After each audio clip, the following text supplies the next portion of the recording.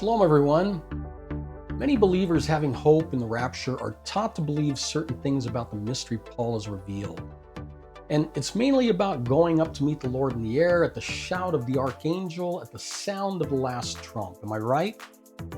But we'd be remiss if we didn't say Paul's mystery finds its root with the raising and the resurrection of Lazarus in John chapter 11. Yeshua introduces a revitalized sleep metaphor which focuses on a type of death that only the sages of Israel understood, and this is where our focus begins.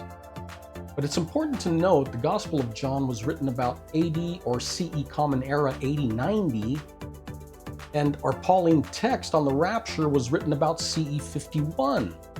So about 30 years difference between the account of Lazarus in the Gospel of John compared with 1 Thessalonians written by Paul the Apostle some 30 years earlier. So we have to ask, what's up? Knowing the apostles were Jewish, they passed on the accounts of Yeshua similar as with the oral Torah, and this continued well into the first century. As we will see proof of this when looking at the spiritual metaphor of sleep. Paul uses a Pharisaical form of interpretation called pardes, and other methods commonly used by the Pharisees who studied Torah when interpreting scripture. We won't take time to discuss these rules. It's just important to understand these rules still exist, and Paul applied them and other Jewish hermeneutical rules to the Greek language. The point of this, if you search for sleep in Greek, you get over 50 words used for sleep. And in John 11, we want to focus on two forms of sleep. The first, 2837, hekoi matai, corresponding with shakab in Hebrew, meaning to lie down and rest, and it often describes rest in a grave. And second, 5258, hypnos, which the disciples literally understood as a natural sleep state. Now in English, we have similar words and phrases to identify sleep.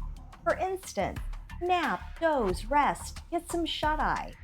And these words, verbs, or phrases are associated with sleep. But in Greek, different words used for sleep have different metaphoric and spiritual hints, resulting with the spiritual emphasis getting missed, because these words are simply translated as sleep.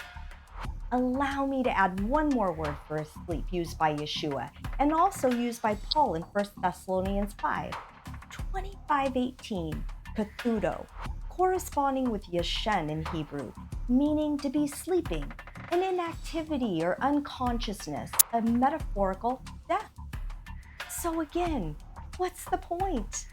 Well, with different words for sleep, Yeshua uses hekoi matai as a spiritual metaphor for the death of the righteous and watchful. So let's develop the mystery of Lazarus while exploring proof the Gospels were passed on using the same method as the oral Torah. Now in John chapter 11, Jesus says that our friend Lazarus has fallen asleep, 28:37, hekoi matai. But I'm going there to awaken him. The disciples immediately said, Lord, if he has fallen asleep, he will recover.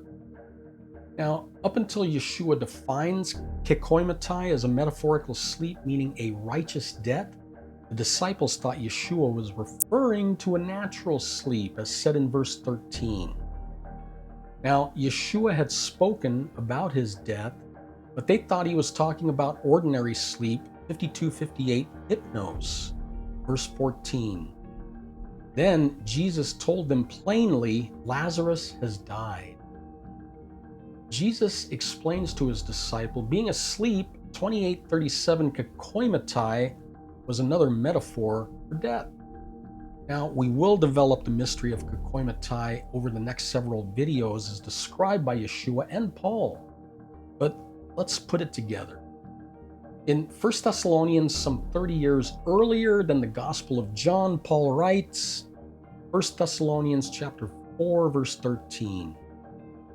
Now, we do not want you to be uninformed, brothers and sisters, about those who are asleep, 28:37, hekoi matai, so that you will not grieve like the rest who have no hope. Now later, Paul contrasts 28:37 kakoimatai with 25:18 kathudo in 1 Thessalonians chapter 5 verse 6. In verse 6, so then let us not be like others who are asleep, 25:18 kathudo, but let us be awake and sober. Paul is a Pharisee. He knows the oral Torah, and he writes and interprets Jewish scripture like the ancient sages of Israel. And we discover Paul chooses the same metaphor or euphemism for sleep and death, 28:37 kakoimatai, that Yeshua uses in the Gospel of John. And this means Paul couldn't have read this in the Gospel of John. He would have only known this euphemism, fallen asleep, one of two ways. One, the oral Torah was the method of passing critical accounts of Yeshua to the disciples and the apostles while the New Testament was being written, and Paul was familiar with the account of Lazarus.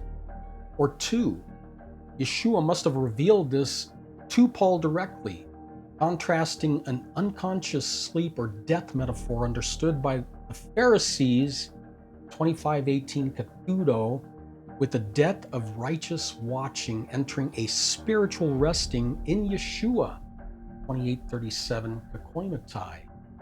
Now, either way, sleep was known by the Pharisees as a metaphor or a euphemism for a type of death. And Paul uses the same Pharisaical spiritual decoding mechanism, 28:37 kakoimatai, written in John's Gospel. So in either case, as previously mentioned, a form of rabbinical interpretation called pardes uses a component called gezra shava, where two similar phrases used in different scriptures confirm the application, or a principle in this case, a watchful righteous death, 28:37 kakoimatai, and it's confirmed to be a type of metaphorical sleep. The point here is not to convince anyone about a belief or doctrine. We're merely establishing what the believers in Yeshua during the first century understood and believed. In this case, the result is the first century believers and followers were trusting Yeshua, Jesus, for the resurrection. This should excite each and every one of us as followers of Yeshua, Jesus. We are barely scratching the surface of the mystery, but we have to establish the foundation. We have yet to discuss in detail 25:18 kathudo, also a form of sleep mentioned by the Apostle Paul in 1 Thessalonians, which will give us a hint as to how we can reach the prize of the mystery of the rapture. But Yeshua opens up a hint when raising a dead child. The daughter of Jairus, a leader of a synagogue, an account found in Matthew, Mark, and Luke. And we read in Mark verse 39, Yeshua specifically says, the child is not dead, but asleep, 25:18 kathudo, different from Lazarus, who was asleep, 28:37 kakoimatai. This will take us into a deeper discussion. However, for now, we're left to wonder, what is the difference between one sleep to another? And in the case of the child and Lazarus, did either die a second death? So again, ladies and gentlemen, we're barely scratching the surface, but in the Gospel of John, Yeshua tells us a mystery. Lazarus died a righteous and watchful death. And we know he died because his body began to decay. As we read in John chapter 11, verse 39, Yeshua says, roll away the stone, but his sister Martha says, Lord, by this time the body will have a bad smell because he's been buried 4 days. Now, could this resurrection of Lazarus qualify as eternal? Let's read what Revelation chapter 2, verse 11 says. The one who has an ear had better hear what the Spirit says to the churches. The one who conquers will in no way be harmed by the second death. Now, Lazarus could have been a prototype of a first fruits resurrection. I mean, he certainly couldn't be harmed by the second death, could he? Well, we'll have to continue unwrapping that mystery later. But we invite you once again, join us in our next video as we continue to investigate the mystery of the rapture as it corresponds with the Torah and God's calendar and pattern.